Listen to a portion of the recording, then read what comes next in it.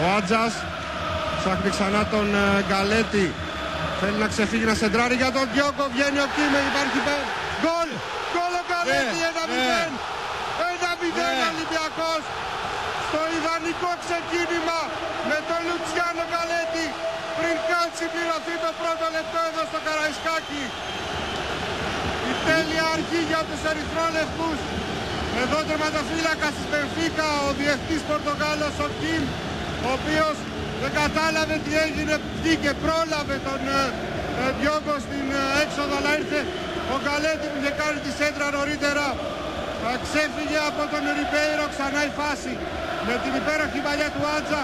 Ο Γκαλέτη σεντράρει, προλαβαίνει ο Κιμ, αλλά από την δύσκολη αυτή θέση στην μικρή περιοχή και πλάγια ο Γκαλέτη θα στείλει την μπάλα στα δίχτυα και ο Ολυμπιακός ανοίγει το σκορ 1-0 με τον Λουτσιάνο Γκαλέτη. Άλλη μια φορά η φάση και το πρώτο γκολ του Ολυμπιακού στο παιχνίδι.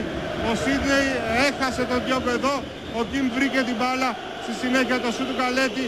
Ο Βραζιλιάνος την ακουμπάει λίγο, αλλά την βλέπει όπως και όλοι οι Πορτογάλοι στα δίχτυα της ομάδας του. Φάουλ τώρα, καθώς το παιχνίδι συνεχίζεται, ξανά η φάση του γκολ με τον Γκαλέτη να